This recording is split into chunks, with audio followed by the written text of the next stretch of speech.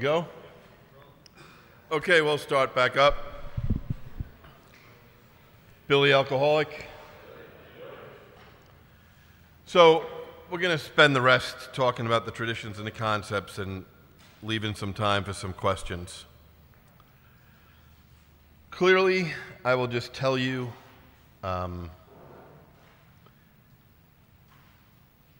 if I was going to write a book about my career, which I'm not going to, but if I was going to, it would be how the concepts have really helped my business career and my corporate career. And applying those principles have helped me beyond measure. Now, I'm not going to write that book. If I wrote a book, Billy N., applying the concepts to your business life, and wrote on the back of it so everyone could see on the cover, even if I didn't show my face and my last name and just wrote, Billy N. served on the General Service Board of Alcoholics Anonymous and as the chair of the AW, the board would flip the you-know-what out. They would flip. And I was asked a question earlier today. It doesn't matter who asked it. But one of them was, last year when there was this thing with the chair, those of you involved in service, and the chair of the General Service Board resigned, and it was a big deal, and a lot of, I guess, infighting amongst AA. But I was asked why I didn't sign the past trustee letter. And I told someone this morning. Number one, I didn't write the letter, so I'm not signing it. That's a pretty good rule I learned. Don't sign things you didn't write. The other reason I didn't sign it is because I feel that we were hard or harder on that chair than we were on somebody else.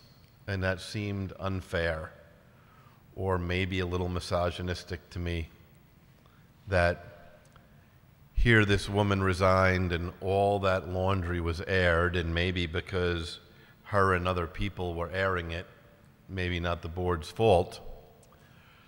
But how is it possible that a sitting person on the General Service Board, even if they were an emeriti, a past, but still going to our board meetings, how is that person allowed to write a book about the steps, bring them to a board weekend, and sign them for people? Autograph them. Like, how come the board never dealt with that? How come we as a fellowship didn't? It was all about code of conduct for our old chair. Like, the behavior went against the code of conduct. And I just believe we have to, I believe in service. We're like an umpire who calls balls and strikes. It does not matter who the home team is. It does not matter what the fans have to say. It does not matter who the visiting team is. Our job is to call balls and strikes and outs, regardless who's batting, regardless who's pitching. It's like when we vote. And, the traditions today, unity is the most important, cherished quality we have. Without that, we have nothing. By the way, if you've never been through the traditions, there's a couple of pieces of literature you should know about. AA Comes of Age. See, the big book is our success story, right here. AA Comes of Age is a documentation of our failures, particularly between 1935 and 1945. Everything the early members did wrong. That's how we came up with the traditions. And AA, no matter where you go, is the same. I know people in California and people in Texas and people in the Southeast and versus people in the North. We all think we're so different from each other. I assure you, I've been traveling for work for a long time. AA is the same everywhere. And every group has the same personalities. The names are just changed. Even if you don't speak the language, you can be in a foreign country and you know who the newcomer is, and you know who the old-timer is, and you know who the person who always makes crazy announcements is that drives everybody else crazy, right? We are all the same wherever we go. The traditions were not well accepted in the beginning, especially tradition 2. Remember, 1946, if you had 6 or 7 years in 1946, that's like having 80 years today, okay? That's like you showing up at Music City next week and standing up at the countdown for 80 years. In 1946, if you had 6 years, that's what 80 was. So imagine how all these people around the country felt when they just got told, one vote, one person. Everybody's equal. Because up until that point, AA is probably more the way my natural tendency would go, picking on myself. We're meeting at my house. I make the rules. I decide what we're eating. I decide on the coffee. I decide how much money it costs. I decide who can come. I love everything about that. That fits my natural DNA of being in control. So think about how all these old-timers felt in 1946. Some guy from New York just is going to tell them that a newcomer's vote is important as theirs? They did not want to hear that. And then tradition 3, which tradition 3 causes me problems for so many reasons. First of all, there's really no such thing as the short form and the long form. I know that sounds like heresy, but that's just something that was created by people. There are the traditions, and then somebody created an abbreviation called the short form. The short form are not some new interpreted tradition. They're simply an abbreviation that fit on a shade. The long form are the traditions. And if you go to any board report, they talk a lot about diversity and inclusion. You can't turn anywhere in AA today. And by the way, in my professional life and personal life, I couldn't be more supportive of diversity and inclusion. What bothers me about AA's view, or the board's view currently, is their reinterpretation of AA history. AA as an organization, not its members, AA as a society, was 100 years ahead of the rest of the world. Tradition 3 was our original diversity and inclusion statement. I know we want to all argue about drugs versus alcohol, but that had nothing to do with Tradition 3. Tradition 3 was about we only have a qualification. We have a qualifier, no disqualifiers. I'm sure I'm not the only one who every once in a while goes down a rabbit hole on Google when you get something in your head and you're convinced you're going to find something that's going to prove what you're looking for. Except for other 12-step fellowships, you're not going to find any organizations where you can't be thrown out of. Look up any organization in the world, Knights of Columbus, Daughters of the American Revolution, who cares? You can do something to be thrown out. Not our crazy organization.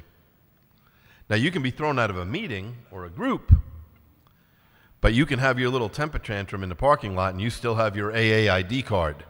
We cannot revoke your AA membership. And, you know, I always like to quote Metallica, "Nothing else matters," that nothing else matters. That's why it's our original diversity and inclusion statement. We don't care if you're a Republican or a Democrat, and we don't care if you're black or white, and we don't care if you're gay or straight, and we don't care if you're Catholic, Jewish, Muslim, Hindu, non-believer. And as I often say, we don't even care if you're a Red Sox fan. You get to come to AA and are a member, period. Now, our members are a different story. Our members show up to our society with all their crazy personal insanity. And so, have we treated some groups unfairly? Of course so. Has there been behavior that has maybe made people feel unwelcome? 100%. 100%. We shouldn't deny that. We should embrace that. AA's goals have always been for the organization. We just have some stupid, stupid members who unfortunately, it seems drunk or sober, they lose control of every muscle in their body except their mouth. Like their mouth seems to always work better no matter what, which is dangerous in Alcoholics Anonymous. 1953. You know, that's why I'm going to ask an honest question. And again, I don't post politics on my social media. I don't think politics belong in AA at all. But I hear what's going on in service. Has anyone, who here regularly goes to district meetings or assemblies? A lot. Has anyone ever heard someone say, and I hate to even use the word, but I will, God, all that woke nonsense is coming into AA? Anyone ever hear something like that? Let the tape reflect that a lot of people have heard that, okay? Okay. So let me just tell you something. I don't believe that has any place in AA, even if it is happening. But don't let people who are saying that convince you that AA has always been perfect, because it has not been. 1953, at the third General Service Conference, there was a sharing session about segregated meetings in the Southeast, and particularly in the states in the South where it was still illegal for members of different races to meet together publicly. Remember, the traditions were published in 1946. In 1946, 8 states had laws that would not let members of different races gather publicly like us we're doing right now in this building. Some meetings would have to put a wall or a string with towels hanging on them so it kind of looked like it was 2 different rooms.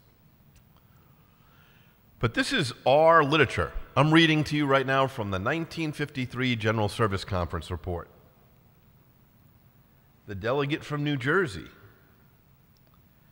I can't even get close to a colored man on an AA basis. That's in our conference report. And the colored man sometimes doesn't seem to have confidence in other colored people. How about the delegate from North Carolina? I don't think this question should be on the agenda. I don't even believe the colored people in North Carolina are alcoholic. Like, that's about the stupidest, most unscientific, unmedically documented statement in the history of Alcoholics Anonymous, before I even get into how hateful and racist and everything else it is. I'm only telling you that because when I hear these people make comments about woke this and woke that, listen, all kinds of people have been trying to bring their influence into Alcoholics Anonymous for years, as obviously I just read you. We got to keep it all outside. And unfortunately, in our world today, the political extremes are so extreme that then those people who happen to be members seem to not be able to control themselves. And they start saying all kinds of things. And, you know, we have made some mistakes in our past. I can just love AA, and I can speak about it honestly. I'll just share,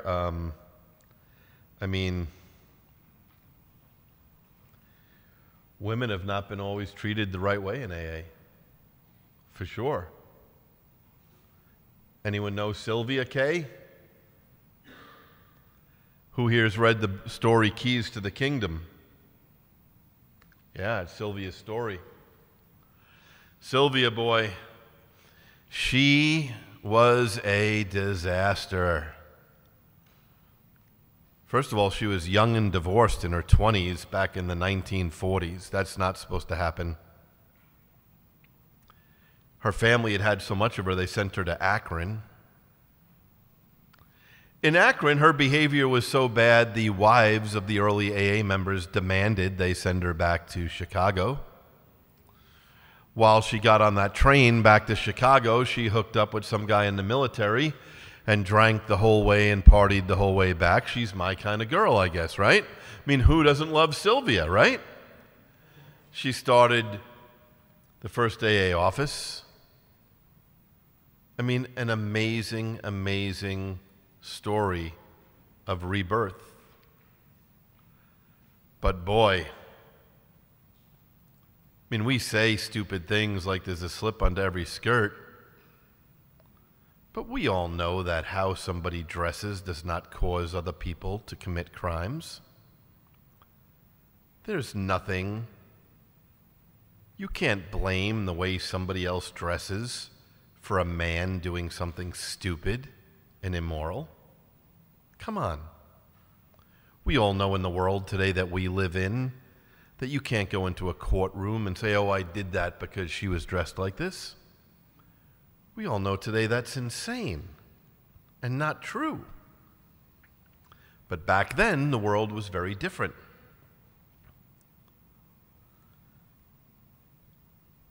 The Cleveland Central Bulletin for the Cleveland Central office in 1944.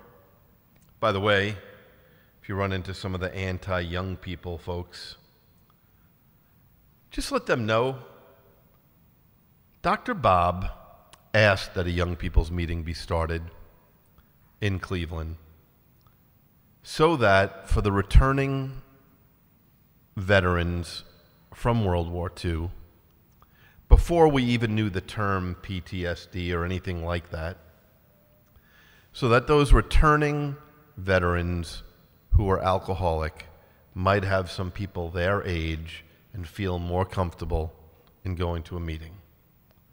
So these crazy, hateful, angry AA members who are out there saying young people aren't even part of AA, all they do is hook up at their conventions, and yeah, it's just not true. Maybe, I'm sure young people hook up at their conventions. All young people do that, by the way. I don't want to hate to break it to the people in AA who want to promote that kind of ridiculous, but that's what 21-year-olds do, by the way. They do dumb things, they hook up, they regret their behavior. It's not uncommon among sober or drunk young people. But I would remind them that in AA Comes of Age, there's a section on the traditions, and under Tradition 1, by the way, we're talking about AA in the 40s, it talks about their biggest problem for unity. Anybody here want to tell me what it was? Yeah, because we don't ever talk about our true history. Yeah, it was out-of-bounds romance love triangles. That's what it says in AA Comes of Age. Our biggest problem was the well-known love triangle. So we have these people that want to blast new people or young people. but want to act like that everybody who was in AA in the 1940s was perfect and super spiritual and never did anything wrong. AA has been as broken with broken people since the start. Does anybody here know what a minstrel show is? I'm just curious. You do? What is a minstrel show? Exactly. Proper answer was given. A minstrel show is something that was done back in the 40s, 50s, 60s, maybe even later, where white people would go into blackface, and we all know how that is looked upon in society today. Not in 1944, and not in AA. This is one of the lead stories in the Cleveland Intergroup Bulletin. The Big Minstrel Show, with its cast of 60 from the combined groups of Cleveland, is ready for its premiere at the Music Hall. So, AA, as an organization, our goals have always been lofty. Everybody's equal. Everybody's allowed in a meeting. Our members? Yeah. There's no doubt we have people who have felt like they don't belong or have made to not feel like they belong.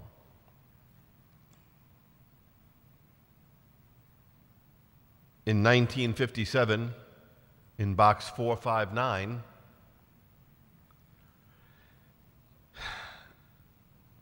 common welfare crucial when race factor arises. Here's what we said. In AA, the common welfare of all members comes first. If the admission of a member of another race to a group will cause dissension and threaten the survival of the group, the common welfare of the group comes first. We would never say that today. Ever. Somebody wrote and said, oh, I have an all-white group. Do we need to let a black person in? We'd never publish this article today. And I'm not here to say that they were... What I am here to say is that when you hear people talking about woke and this and that, I want you to know we've had problems forever. And the best thing we can do is evolve as an organization and society and keep all these outside issues outside. But we suffer from the telephone game. You hear it from somebody, you hear it from somebody. I'm going to guess, if you want to raise your hand, tell me that some people here have read the third tradition chapter in the 12 and 12. It has to be some people besides me. Okay.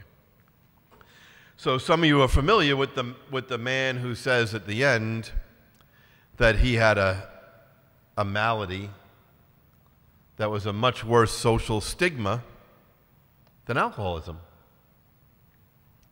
So who here has heard the story that that person was a black, transgendered, male to female?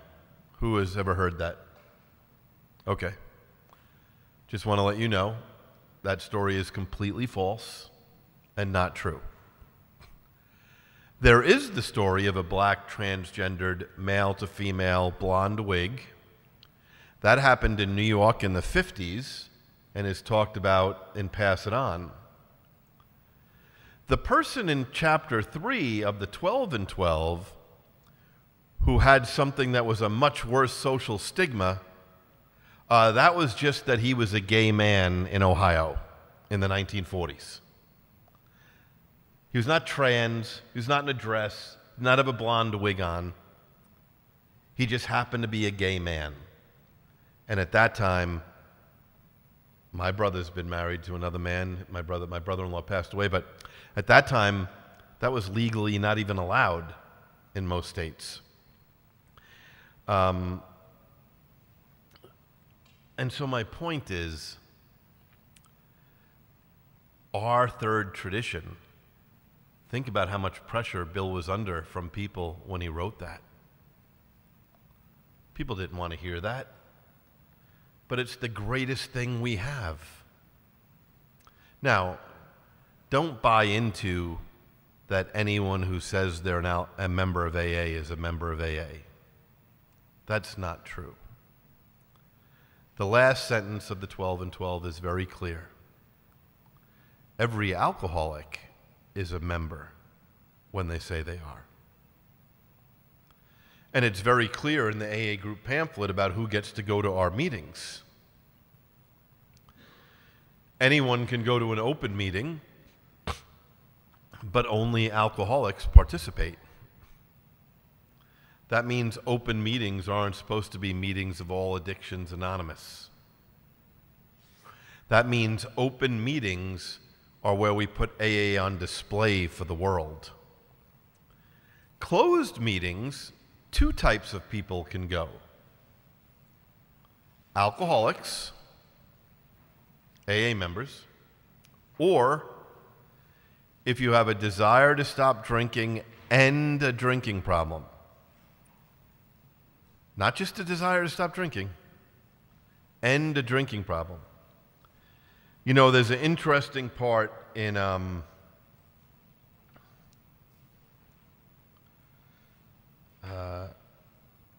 let me just pull it up.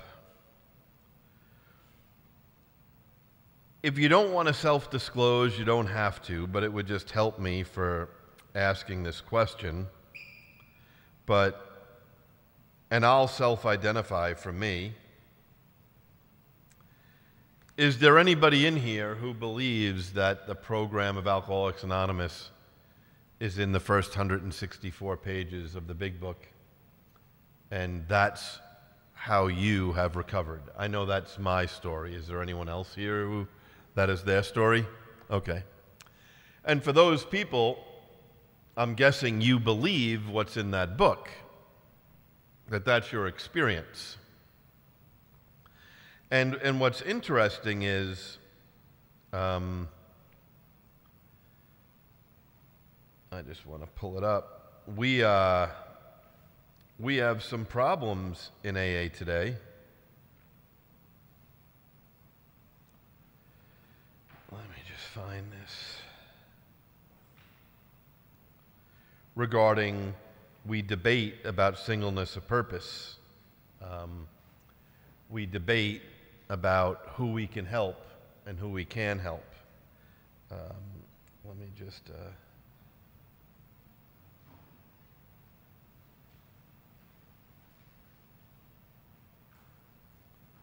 So, in full disclosure, I served on the board of another fellowship after I left the AA board. Some of you might know that AA has 21 trustees, 14 are alcoholic, 7 are non-alcoholic. I served on the board of another 12-step fellowship as a Class A in that fellowship, as a non-addict member of their board. And, you know,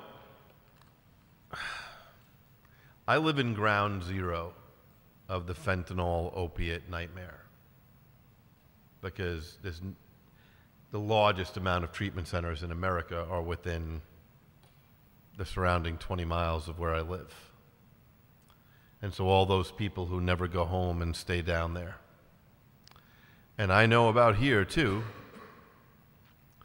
And I think I'm not the only one who knows that, like, the amount of deaths from opiates and fentanyl and heroin is like we've never seen before in our history. The last 10 years have been just incredible. And yet I meet alcoholics who tell me that they can help anyone. It doesn't matter what their first step problem is because they've been through steps 2 to 12.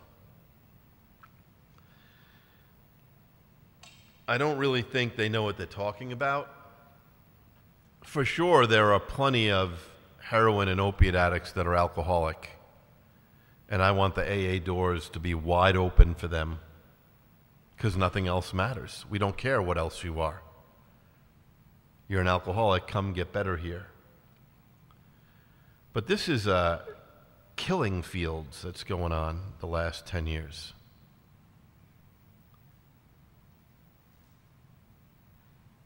Do not believe the outside world that tells you that everything is the same.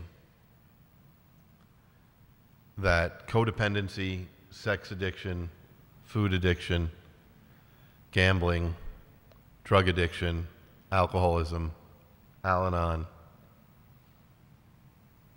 that might be the paid recovery world's view, but it's not any of the fellowship's view. Now, I've been around a lot of people in Heroin Anonymous. I am not a heroin addict. I'm an alcoholic. However, I don't use heroin in my sobriety, just in case you were wondering. I'm told that people who use drugs make stupid decisions under the influence of drugs. The stupidest decision I could make would be to take a drink. So I'm going to keep the drugs out of my life. I've met many people in Heroin Anonymous who are not alcoholic. They don't drink because they've heard that people who drink make stupid decisions. And the stupidest decision they could make would be to shoot up. But that doesn't mean you are an addict or an alcoholic.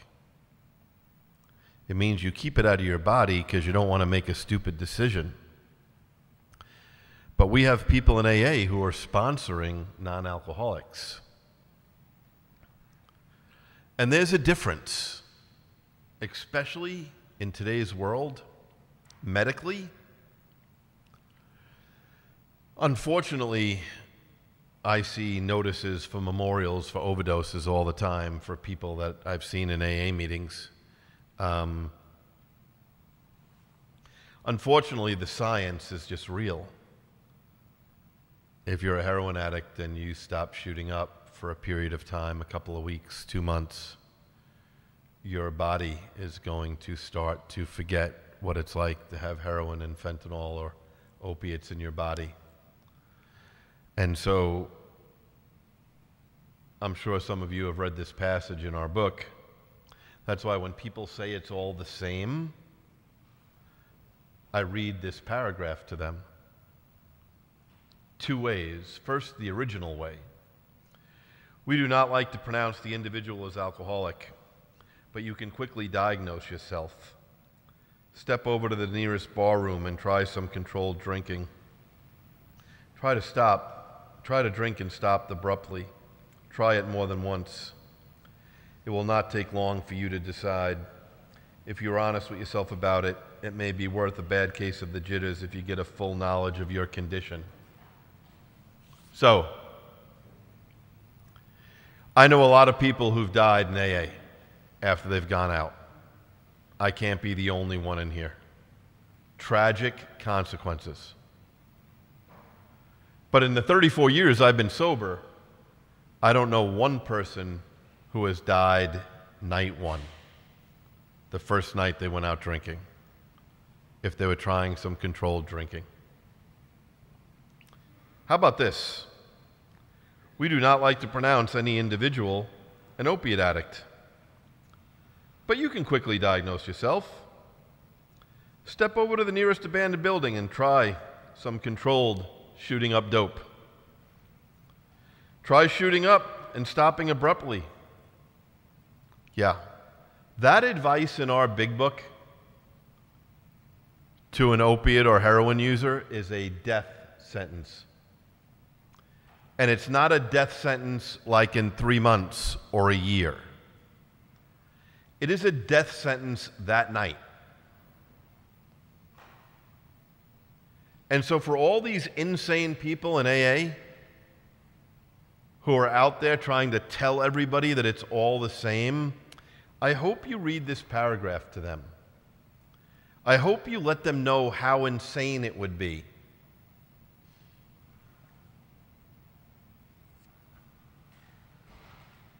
we have a qualifier, not a disqualifier. We don't care what other problems you have. And we have an unnatural reaction to alcohol, not a natural. I had surgery a couple of weeks ago. I had to take 2, I don't even know what they were, before I showed up for surgery. 2 small pills. Like, when I tell you they were small, like super small. I had surgery. I got picked up by somebody. And I've now heard how that went. It did not go well. It did not go well at all. Apparently, I left the surgery center, the oral surgeon center, and as I got in the car, I noticed a golf shop that I always go to, where I told the person, I'm going to get golf balls, and got out of the car as it was moving. I bought 3 boxes of golf balls. I don't remember any of that, but I have the receipt, and I'm sure they have a video of me. Like, there's so many different reactions to things in our life. But here's what I know. I talked to the surgeon who operated on my jaw because I was concerned about what happened after. He said, Billy, you had a natural reaction. That is what is supposed to happen to people who take that medicine. That is the intended effect. If you take that medicine, you will become drowsy, pass out, but worst of all, you will be conscious and not remember later on, but other people will tell you that you appeared conscious. See, that's the natural effect of what that substance is supposed to do to me. I have an unnatural reaction to alcohol. See, I drink and I want to drink more. Other people feel it a little and stop. Now, the other thing I want to say about the traditions in today's world, and I'm going to beg, if you're listening on this tape, I'm begging. I love Alcoholics Anonymous. It's a presidential election year. Keep your hats at home, keep your shirts at home, take your pins off your purses, take your pins off your backpacks, and stop sharing about the government or politics in meetings. It does not help anyone. And if you're telling me that you've read the 12 and 12 about Tradition 1, and that it gives you the right to talk about anything, yes, of course. But do you want to be right or do you want to be effective with newcomers? Like, that door needs to be wide. The coffee is bad, the chairs are uncomfortable, but the coffee needs to be wide. The door needs to be wide. I was at a meeting a couple of years ago after a presidential primary debate, and somebody with 30 years started off the sharing by taking all the inventory of the people who debated the night before. And then someone in that group who was on the opposite political spectrum, but unfortunately only had like 4 days, they were not sure it was safe to come back to that meeting anymore. And when I say meeting, I'm a person who thinks the parking lot is more spiritual than the inside of a meeting. Like, lives, souls have been saved in more parking lots than in meeting rooms.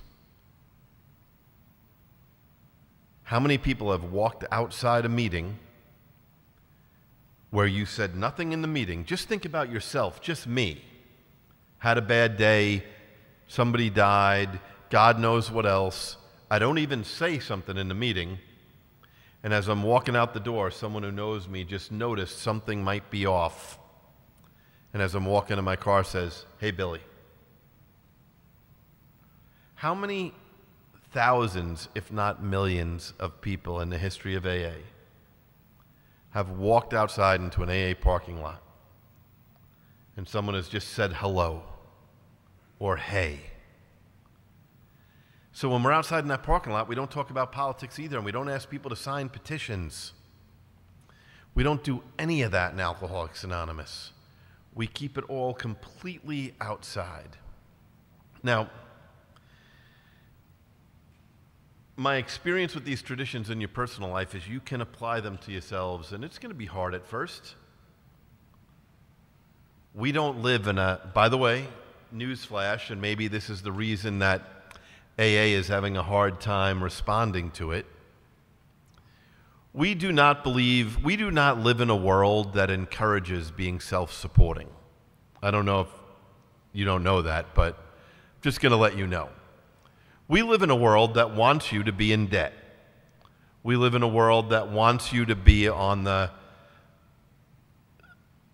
treadmill with the circle, with the hamster. They want you to have to work more, to have to pay more credit cards more, to have to do this. Our spiritual principle is to be self-supporting. And when you meet most people in AA, when they finally get a hold of their own finances, life is a lot easier. And you know, I've had a lot of people, and this ties into AA service.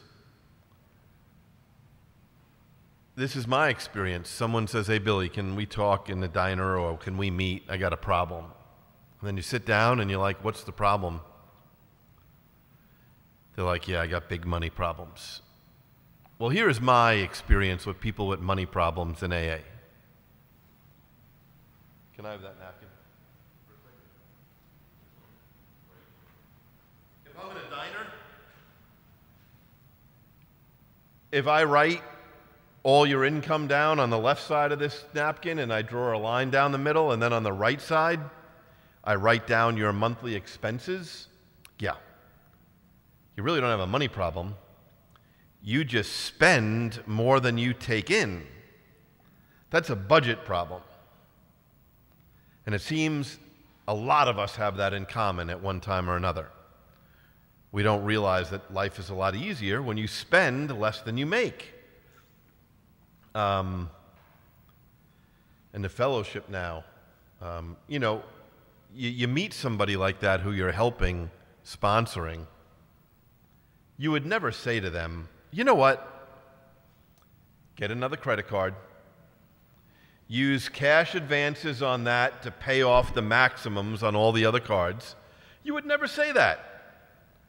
You would teach them about budgeting. I was raised by wolves. What is budgeting? So you teach them, you pass on life skills that you've learned. But now AA is spending more money. I just read that letter from the general manager. Now, disclaimer, the general manager is a friend of mine. A lot of the trustees are friends of mine. So for those of you that are listening, because you love to listen to anything that I've said, apparently you have to listen to it. I don't know why. But for those of you that are listening to me say this right now, I have great respect for the sacrifice you make on behalf of Alcoholics Anonymous. However, I disagree with spending us into a nightmare. The recent letter from the general manager that went out last week, someone asked me this morning that was here, what did I think of it? What did I think of it? It gave the impression that expenses are down. They're not down. Expenses last year, according to their audited report, was $17-point-something million. The budgeted expenses for this year are $19-point-something million. That is not down. Like, what do I think? The reserve fund is down to 6.2 months. I've been the treasurer of AWS. I became a non-trustee director over the pension problem. That's why I was selected, because I had a particular experience with my work experience. I know how hard it was between 2009 and 2013 to end the old pension program and start the new one. Took a lot of work. I know how hard it was to cut expenses so that we could pay $1.5 million a year into the pension program to right the ship. So I know how hard that is. And I noticed a message, not a message, but I noticed a note in the last board report. Let me just find it.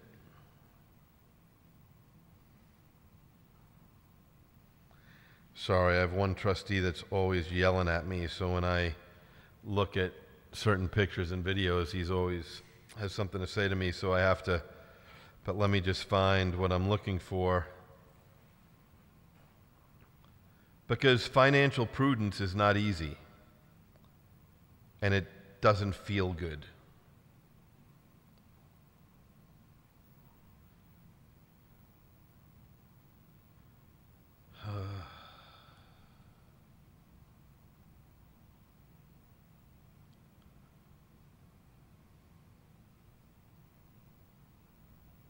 Why can't I find this? Here we go. This is the last report of the trustees' retirement committee a couple months ago. The chair remarked that the actuary does not presume that any contribution will be needed for at least 10 years, which is a testimony to all the committee's predecessors who had the foresight to invest in those plans when funds were available. So that's the current retirement committee talking about the period of time that I was on the retirement committee and the board. 2009, a total disaster financially in the country, the Great Recession, the Pension Guarantee Act of 2007, our pension underfunded by millions of dollars. We had been doing the same thing every other company did. We'll pay it down the road, we'll pay it down the road, didn't put enough money aside. And so not only did we build a new retirement program, but between 2010 and 2014, paid an extra $700,000 or $800,000 every year into the pension program, and took $1 million out of the reserve fund and moved it to the pension program. I'm not bragging. What I'm saying is that was very difficult. And we had to make a lot of difficult decisions. And we had to do without maybe an extra person or two, and we are in big trouble financially. I do not know why the trustees will not admit it. I don't get it. Someone asked me this morning, I don't understand it. Yes, revenue is up right now from contributions, but the scariest thing in that letter from the general manager, literature revenue is down $200,000 compared to budget, and that's after we raised all the prices 8 months ago. We cannot depend on literature revenue anymore. And we've taken over $4 million out of the reserve fund in the last 4 years, and thank God it was there. Thank God. But we're supposed to have 9 to 12 months. And now we're down to 6.2. And it doesn't look like we're going to be able to pay any money back this year. And somebody asked me, what's the answer? I'm not an expert. I don't have the answer, but I know this. Sometimes in Alcoholics Anonymous service, we like to be different. We think, we're doing God's work. We don't need to worry about that. The sixth concept is incredible. It's really incredible. Because one of the things it says is, in order to reach our spiritual aim, we must first be an effective business operation. It doesn't say, help everyone you can help, and the money will just appear on a tree like you're a teenager with a parent in the backyard. No, it says the opposite. It says, Be an effective business operation, and you'll reach your spiritual aim. And this thing becomes perversive because just think. I know that like 15 people last year gave the maximum of $5,000 a year as an individual. I know a lot of people don't do it. So for the trustees who are listening to this, I acknowledge that. But just think about how dangerous this is getting. The groups are supposed to be the #1 supporter of the General Service Board. We've now listed the individual contribution as $7,500. Let's just say we get in bad condition. We need about 11 million of contributions to pay our bills. That's the number.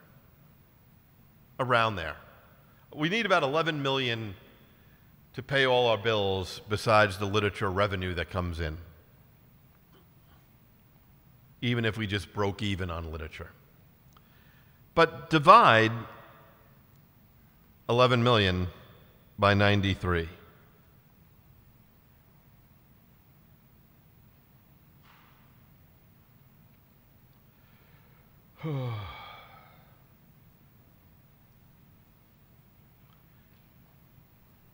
That's 118,000 per each of the 93 areas in the US and Canada.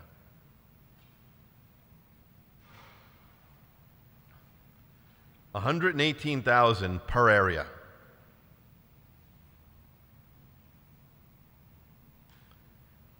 Divided by 7,500 is 16 people per area. Now, I know how many people are struggling right now. But I understand, only get 15 people a year total who give us the maximum. But imagine things get really bad. With a good charismatic speaker as a trustee or a general manager, would it be really hard to find 15 people in each area? I don't think so. 15 people out of the entire AA population that could afford to give $7,500? This is really the most dangerous decision made at the last General Service Conference. I know some people are against the plain language big book, and I apologize if you think differently. But to me, this is the decision that turned the triangle upside down. If AA, because Texas last week voted to not send any money to the General Service Board from their state convention because they are upset about certain decisions. Other groups say they're not sending money. The board says it's not really affecting them. However, what if we came one day where groups really stopped sending money? Or if we just were not getting enough money? I know that in South Florida, I know the kind of wealth that is in Palm Beach County, Broward County, Miami County. If I was really trying, it's not going to be hard to find 15 people who can give $7,500. We are going away from group contributions and going to individual contributions, and that's not the way AA ever was supposed to be. Individual was supposed to be like a cherry on top, like the gravy on mashed potatoes. Groups were supposed to be what really supported us. You know, one of the other things is I wanted to talk about, next year you'll have elections in Tennessee. My area has elections this year. Service looks nothing like it was ever meant to look like. People hate when I talk about this. Service sponsorship has basically destroyed the service structure. People hate when I talk about that. I don't mind being somebody's mentor if they've never held a position before. But think about who's supposed to come to an assembly. The bosses, the GSRs. Instead, sometimes we have area officers who were telling the GSRs what to do. The groups were meant to be in charge. That's it. And we've created this system where everybody wants everybody to hold every position 2 years at a time. Be an alternate GSR, be a GSR, be an alternate DSM, be a DCM. Okay, we're 8 years now. Be a registrar, be a secretary, be a treasurer, be a corrections chair, be this. Oh, then you can stand for area chair. Then you can stand for delegate. And we actually have people, especially in my area, in Area 15, who tell people, oh, you can't stand because you've never been this yet. That is not what Concept 9 says. Concept 9 says we elect the best at that moment. And the truth is, if somebody is a bad alternate coffee maker, they're not going to mysteriously be a good regular coffee maker. They're not just they're going to be a bad coffee maker. And for those people today who are pushing this logic, it's not how the service structure was ever meant to be. We've overcomplicated it. We've created too many meetings. George D. spoke the other night on the Long Timers podcast interview. George D., the former general manager of GSO. He's 96 years old now and 63 years sober. He was a GSR for 3 years before he was delegate. 3 years. He filled in 1 year on a term, served his own term, and then became delegate in the 70s. A couple of years after being delegate, he became the Pacific Regional Trustee. And then about a decade after that, he became the general manager from 1992 to almost 2000. These people, some of them they love George. Are they going to tell him he wasn't qualified to be general manager? To be Pacific Regional Trustee? By all accounts, even if you disagree with him on some of his AA beliefs, which me and him don't agree on everything, by all accounts, he was a dedicated, trusted servant who sacrificed a lot of his life. Like this thing today where we tell people, it just kind of drives me crazy. We need the best and the brightest. And the other thing is this. AA service should not look today like it looked in 1970 or 1980 or 1990 or 2000. I tell people all the time, I use 2000 because I was a delegate in 99, and by 2000, most areas at least had a word processor, okay? And at least had square discs that they put the minutes on, right? So you can usually get a set of minutes from any area for 2000.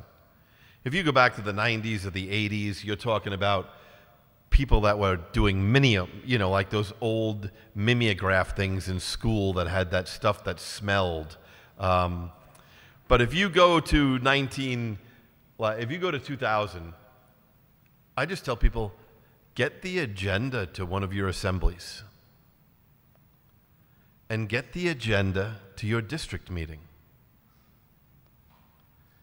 and print it out and put it down next to your current assembly agenda or your current district meeting agenda. Does it meet on the same day of the month or the same weekend? Does it start at the same time?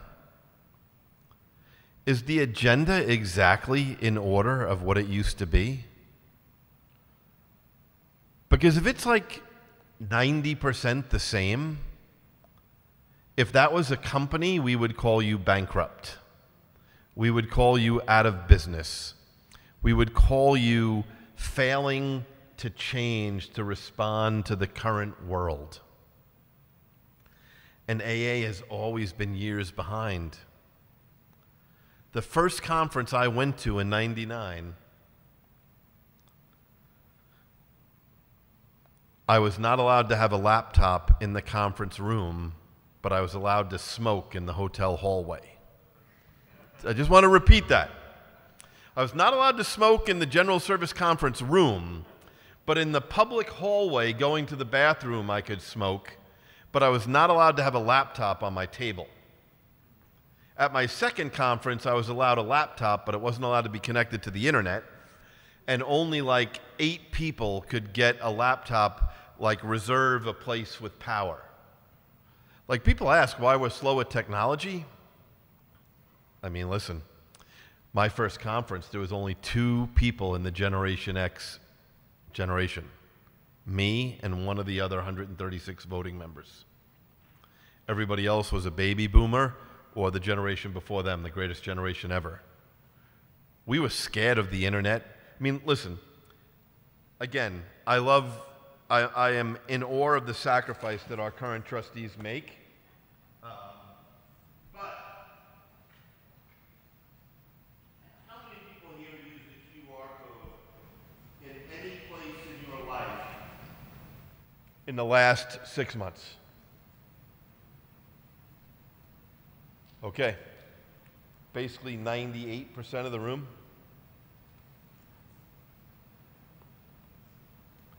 How many people here have Meeting Guide app on their phone? Great.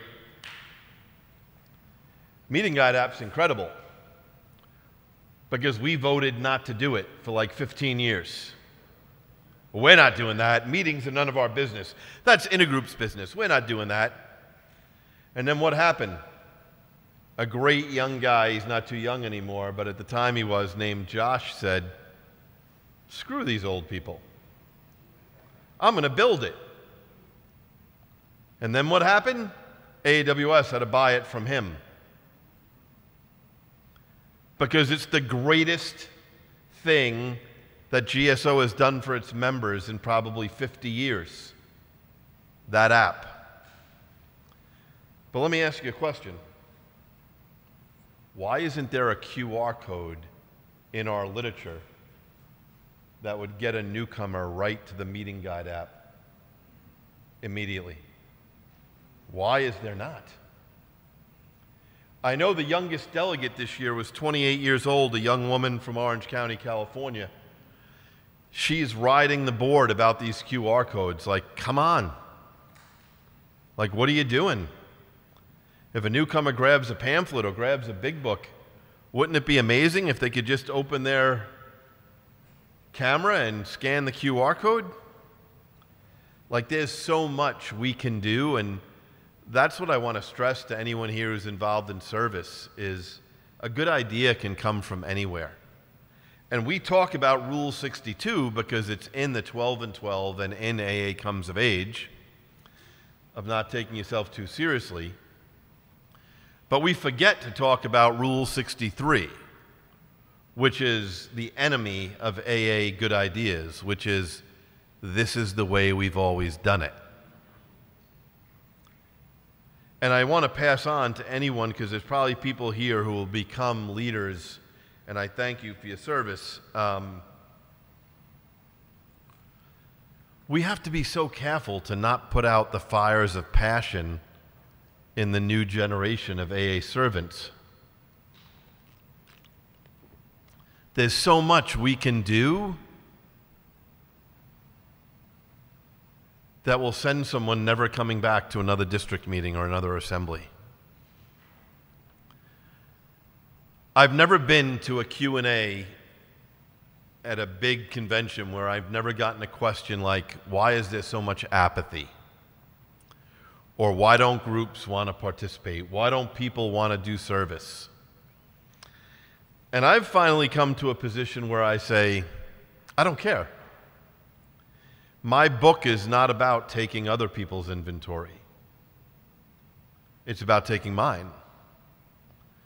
So why are we so concerned with the people who are not?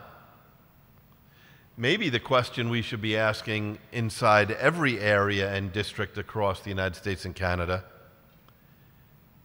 is, are we currently doing anything that's unattractive that makes people not want to be part of service? Are we treating any people in a manner that makes them not want to be part? Is there anything we could do better to welcome people to service? Those questions to me are far more useful. And we got to get rid of the group text and the WhatsApp group text and everything else in service sponsorship. It's destroying people, and we don't talk about it. How people vote or what they vote on is nobody's business except the voter. I saw a chain that was forwarded to me that someone wanted me to see of some grand poobah service sponsor in Florida. And she's telling all her service sponsees and grand service sponsees how to vote on the thing at the assembly. And I'm like, this is not AA. This is not service.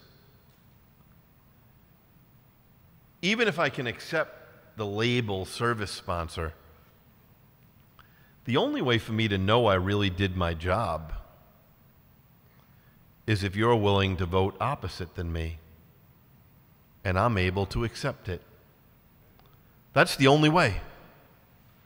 We don't need to create robots, Stepford wives. We need diversity of thought.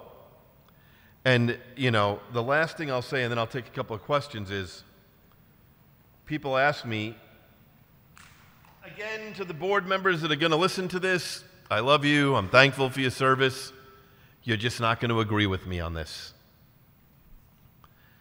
Has the board made a radical turn in the last few years? Yes. I don't want to disappoint you, but yes. It has nothing to do with the positions they take on individual items. It has to do with Concept 5 and a note that Bill left for us.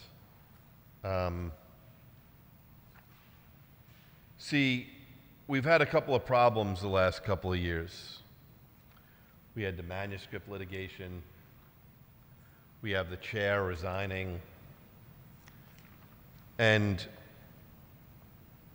let me just find it.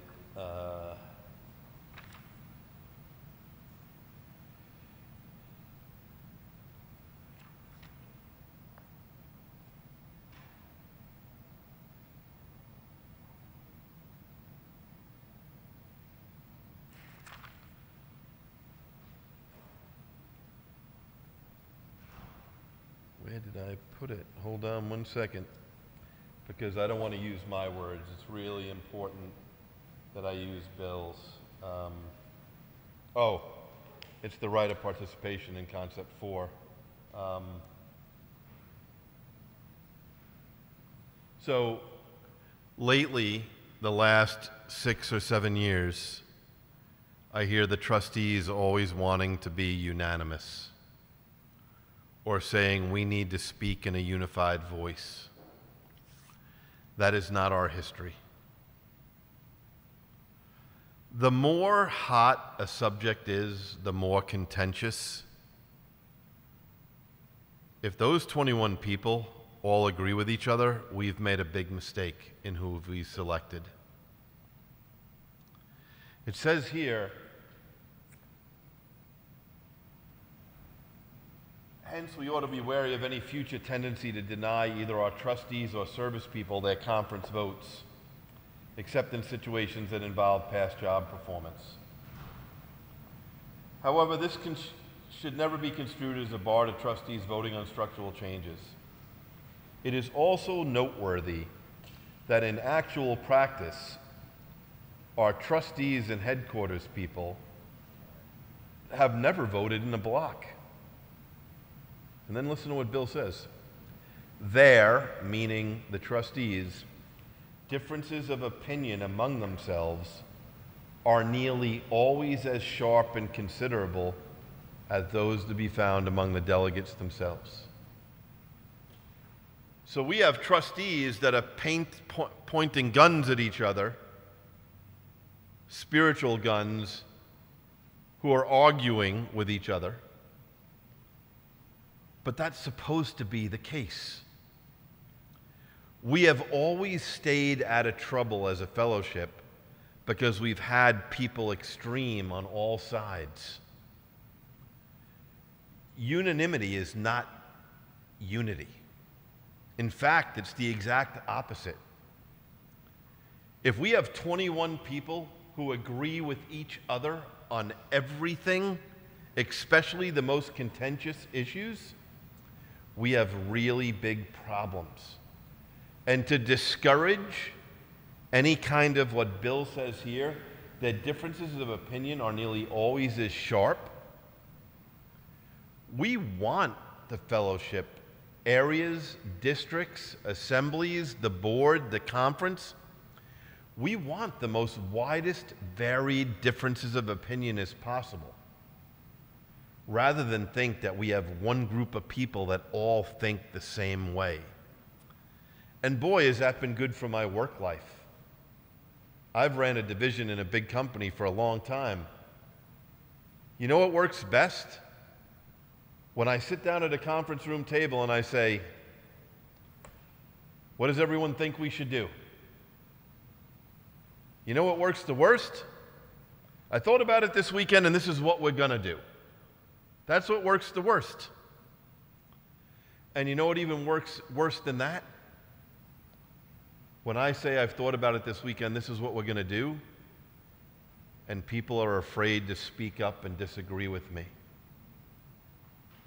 Any good organization, in AA, outside AA, is built, because I'll leave you with this little story. Because you don't have to believe me. I always say, I don't want people to believe me. I want people to look it up. I want people to check and look at me. But if you ever watch TED Talks,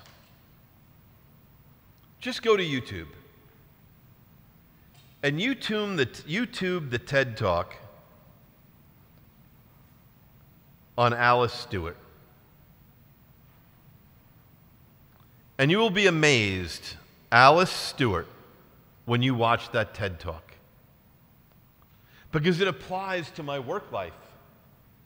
It applies to AA, and it almost is the beauty of the concepts told by an outsider who doesn't probably even know anything about AA. But what she talks about is the beauty of our spiritual principles in service, that asking questions should be encouraged.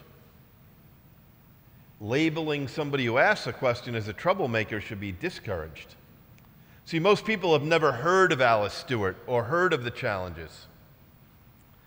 But back in the early 20th century, in the 1920s, 1910s, 1930s, a lot of children started developing childhood cancer.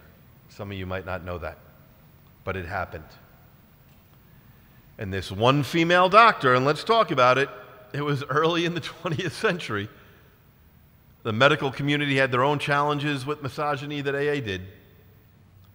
This one female doctor looked into it and found out, wow, all these babies dying of cancer, they all have one thing in common all the time. They're all children of the wealthy.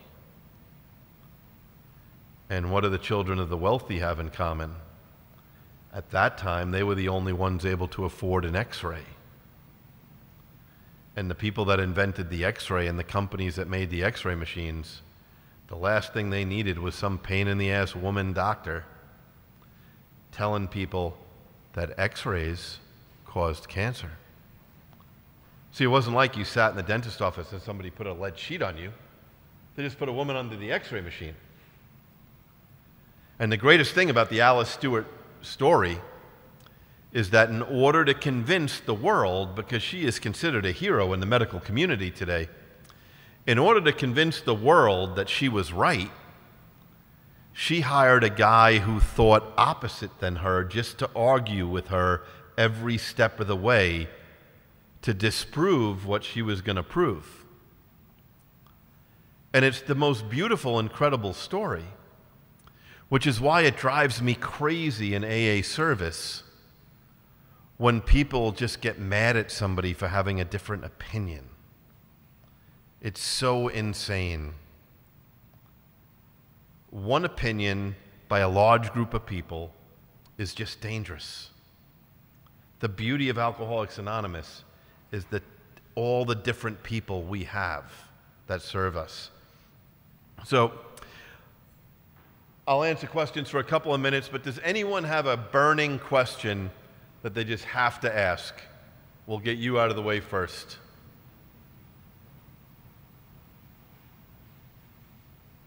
Nobody. Does anybody have any questions? Yes.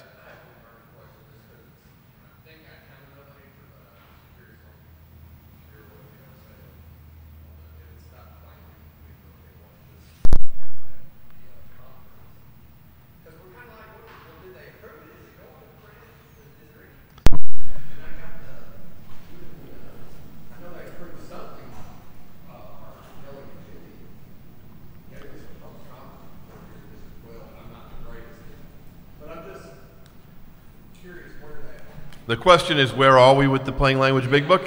Okay. Well, you can check with Jimmy W., your delegate. The Plain Language Big Book was approved. Apparently, the committee sent a memo with a bunch of recommendations. That's really never happened before. The delegates only had 2 hours to look at the book. But the book is approved, and it is going to be published. And so I accept that. I would imagine in the next 6 months to 12 months. As a betting man, as a former trustee, it's going to be longer than they say, but it's going to be before the International Convention next year, because they're going to definitely want those books at the International Convention. So I would say sometime between December and June makes, based on my experience at GSO on the board, would make perfect sense to me. Why would we have an international convention and not have our newest piece of literature there? So I think they'll want to take time, because you know what's going to happen when that book comes out. You're going to have like 1 million agenda items to change what people don't like in it. So I would think they're going to take time to really try to get it right. But I would talk to Jimmy. Yes, ma'am.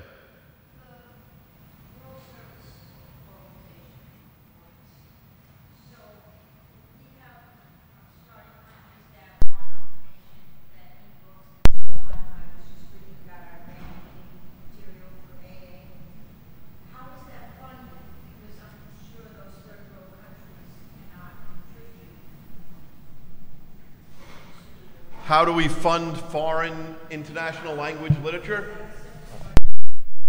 It's a couple of different ways. So some countries print their own literature, but you can only print your own literature if you have a real general service structure. So we have 63 autonomous general service structures. They don't report to us. They have their own group conscience, their own general service conference. We give them licenses, and they can print their own literature. If you're a new developing country with AA, we will print the book. Usually we will cover the cost of publishing the book, but yet they buy it. But there's all kinds of complications involved there. I think you mentioned Iran. I mean, listen, translation is always tough. We have a Spanish big book, but do you know how many versions of Spanish we have in the world? Yeah. It's a total pain in the ass, right? We don't have a jaywalker in the Spanish Big Book. How can there be no jaywalker in the Big Book? Seems like the jaywalker is an important story, but that doesn't translate properly. I do a weekly concepts meeting tomorrow with the voting General Service Conference members of Iran. Now, they're a real new developing structure. Drinking alcohol is illegal in that country, which makes AA very problematic. And they're thinking about how they're going to come through with literature. It's a great question, but usually each country, it's on a case-by-case basis. Anybody else have any questions? Yes, sir. So, would you describe like where we're at financially as a crisis? What could groups do? Because if groups, so you referred to that we're using now potentially the power of the person individual. But what can the groups do to, assess like what we're going to do? Because I think that's my opinion. Sorry, but my opinion is that plain language is irrelevant if we can't get it together financially. So the question is, what can we do financially? Do I think it's at a crisis? Crisis is a dangerous word. I think this. There is no such thing as going back to pre-COVID regarding businesses. Like, it's a brave new world. We're not going back to 2019. So, our office in New York, and I'm not even talking about moving it, but our office in New York is 30 years outdated space-wise. Like, anyone that works in corporate America knows that there's no such thing as big offices anymore. Even the most senior of executives, there's no such thing as big offices anymore. There's no credenzas behind you with lots of pictures, and for most employees, there's what we call hoteling space, because they work 3 days in and 2 days out, or 2 days in and 3 days out. We still have an office that has big offices all along the windows. We've never resized the office for the square footage per employee in today's day and age. So there's so many things we could do, but we also have to think of, and believe me, I am not saying here, let go of people. So for those listening, I am not saying get rid of people. I am saying, as people retire and leave, should we evaluate what positions we refill? Do we need the same amount of employees today that we needed 20 years ago? Most organizations would tell you, due to technology, and I'm not even counting AI, but even technology before AI, that we could get away with less employees. So I think we have to reimagine, and I think the most important thing we have to do, and this is as a business professional, a finance professional, not think about what we need for 2024. We need to think about what the office needs to look like in 2030. We need to have a vision. We need to look out, and we need to get there. We need to have a smart plan, and we need to write literature off. Like, we're not going to make money on that anymore. It's going away. But I don't think we can avoid it.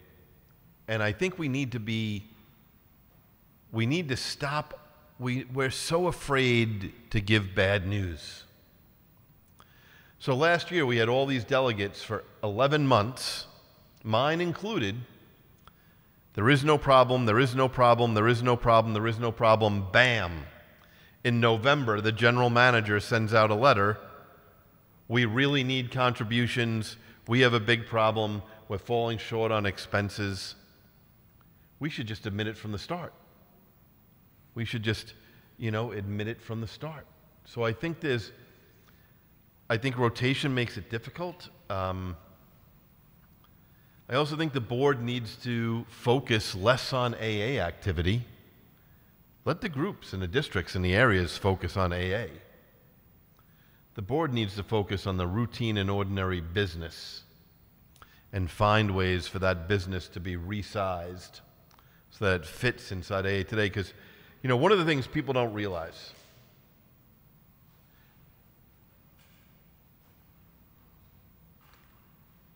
how many people go to your home group? Okay, we'll use 60. How many nights a week does it meet? 1. What do you think the average contribution in the basket is per person at your group? 2? Would everyone here agree that if we use 2 as the average, that's probably high? It's probably somewhere closer to $1.25 but we'll use 2, okay? 60 times 2 is 120, right? We can all agree to that. 120 times 52 is your group at $2. Takes in $6,240 a year. You know what your rent is a month?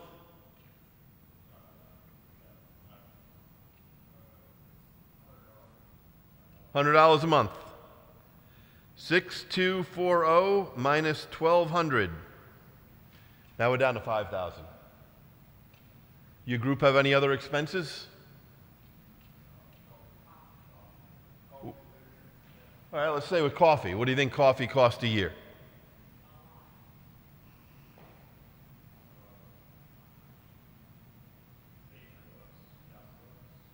$1,000 coffee. We won't even deduct literature because literature pretty much pays for itself with people buying it. You buy some free stuff, I'm sure, but do you have any other expenses? Do you have a GSR? You pay for your GSR to go to the assembly? Is your assembly 4 times a year? Does it require a hotel to stay in a hotel at your assembly? What do you think your GSR cost is a year? Is it like $500 maybe? Probably more, but what? 1,400. Let's use 1,000 so it doesn't look like we're being extremists, okay?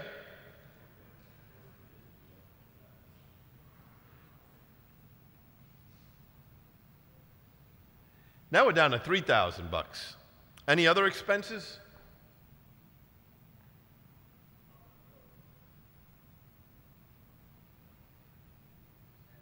Coins?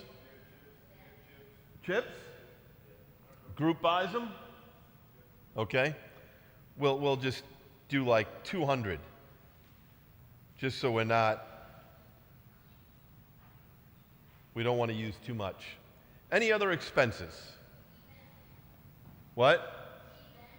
Events? I don't know. Does your group have events?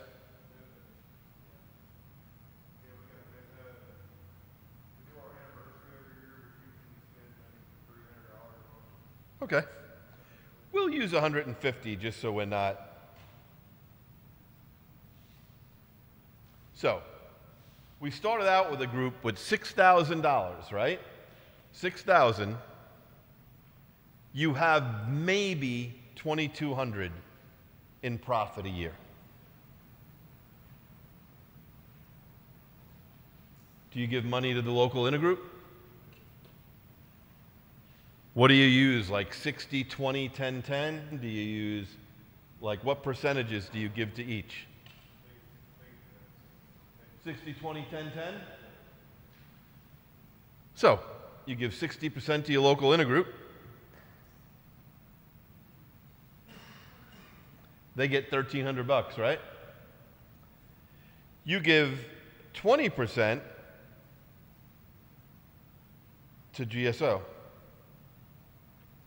That's $440, right? So think about that. A group that has $6,000. If I could use this basket, because this is what most people don't understand. Because AA math is so difficult for the seventh tradition. If you put $1 in that basket, You need 6,000 of your group dollars for 400 to get to GSO. Follow what I'm saying there? So when you think about that, 6,000 divided by 400 is 15.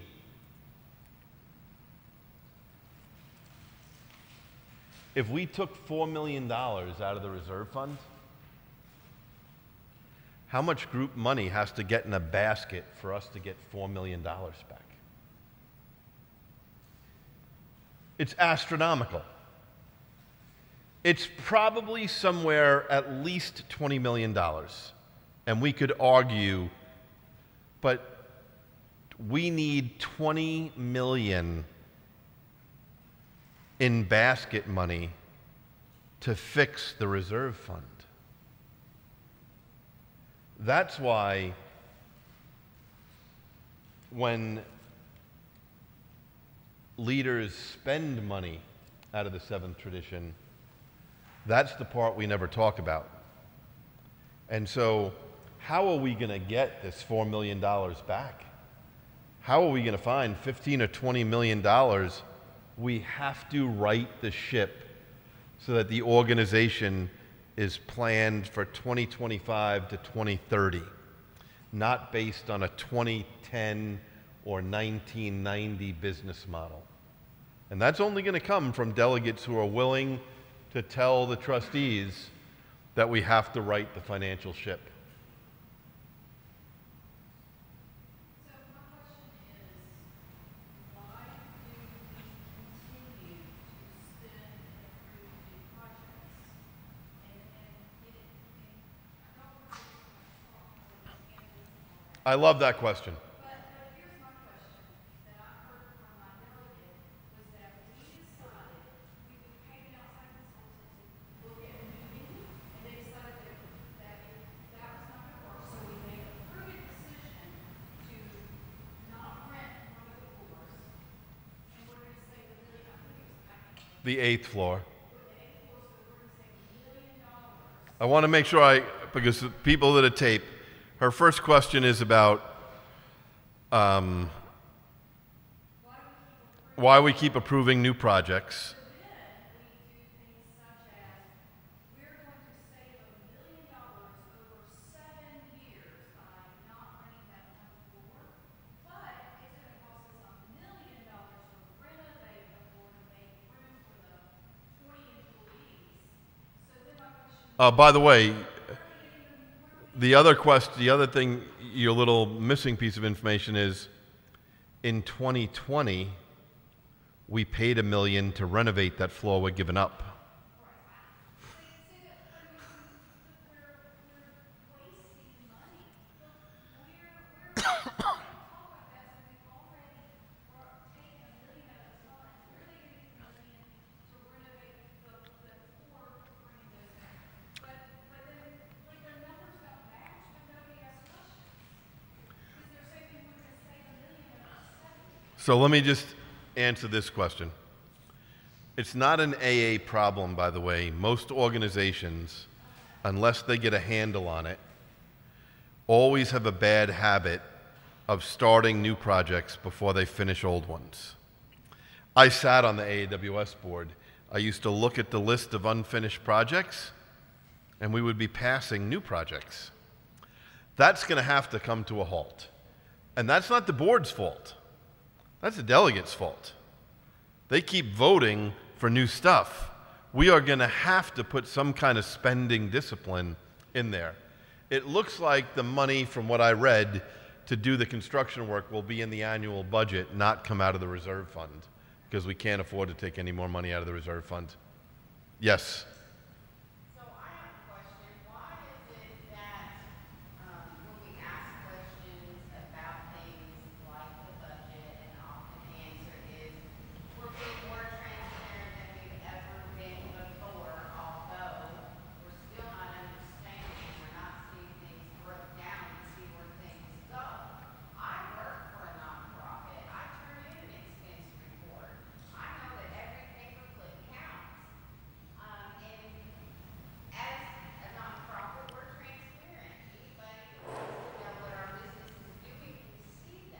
Okay, the question is about transparency. So when I asked questions at SASA to our regional trustee, I was told, in my case, to leave the business to AAs and the trustees and to stick to 12-step work. Okay, so this will be the last question.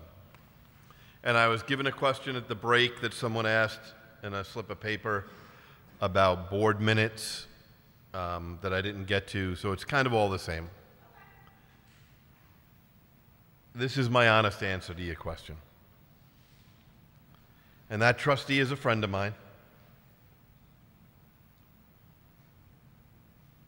I have served on the board of many nonprofits. It breaks my heart to tell you that the most least transparent is Alcoholics Anonymous. And that breaks my heart. We have become like a secret society. Now, do I think we need to let the trustees handle the routine and ordinary business? Yes. But that does not mean that you should not get transparent financial reports in everyday, simple layperson language. In other words, not accounting reports, not CPA audit reports, like a check register report. This is how much money came in, this is how much money went out, this is how much money we're up or down. We also should lose words like depreciation.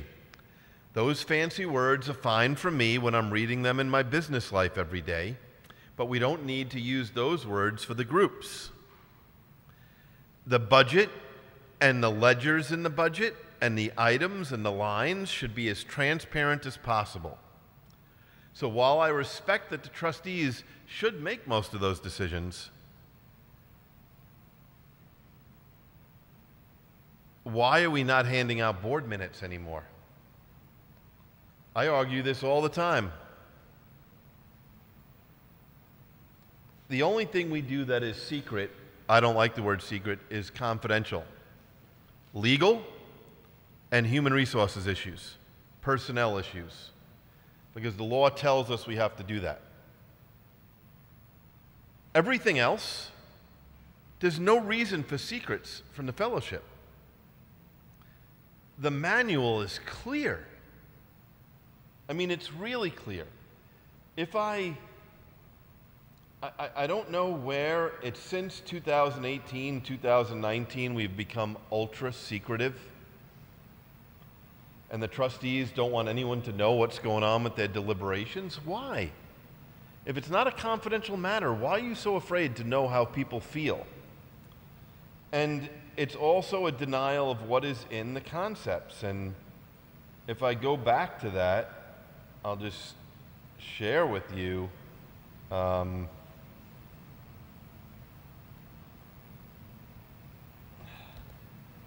you have a PDF of the service manual? You have one though, right? A PDF, a searchable PDF? Yeah. Okay. If you don't, I'll get one for you. Right. The searchable PDF is good. But search routine and ordinary. It'll tell you about what the trustees' responsibilities are. Search ultimate and final. Those words are only used about the conference. Search legal, and you will see that it says, in almost all situations, the conference's spiritual authority overrides the board's legal rights. The problem is we're not like every other nonprofit. Our groups are in charge. Well, they are. So I really appreciate you guys having me out. If you need a searchable PDF, I'll be glad to get one for you. But I would tell you this, don't stop asking questions. You have to keep asking questions. The board is not doing anything nefarious. They're not hiding anything. There's a sickness that happens to people who go down the upside-down triangle. And I'm pleading guilty as someone who's done it.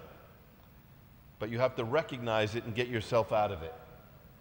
But when you have a whole group of people who are in that at the same time, it's very dangerous. And that is when I talked this morning about when you look at yourself in the mirror and you're brushing your teeth and you say, wow, I'm crazy. How crazy must have I been when I was drinking? Because I'm really crazy even sober. But there's something else that goes down when you're a delegate or a trustee or a director. You look at yourself in the mirror and you're like, wow,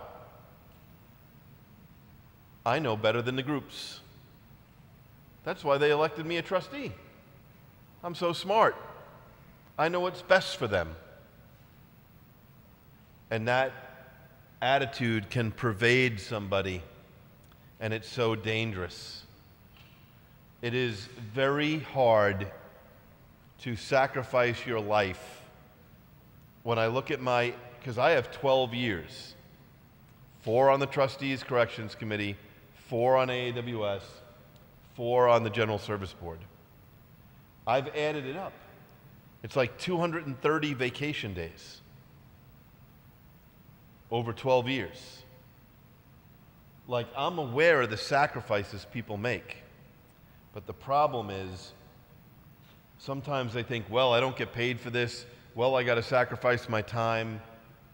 How dare somebody else look at what I'm doing or look at what we're doing? And I'm telling you, if that's how they're responding to you, it's because they have a misunderstanding of the service manual.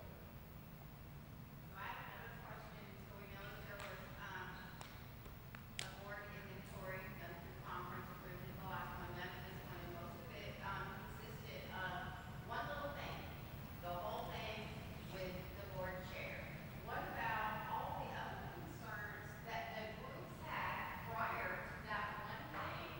Why were none of those addressed in this board inventory? I do not know the answer to the question about the board inventory or why no other issues were. I've already said this to some other trustees. That report surprised me very much. I read the advisory action that said do an inventory. But anybody I've talked to that's familiar with the program in the Big Book, if that was a sponsee who came to your house with their inventory, you would have said to them, there must be some confusion here.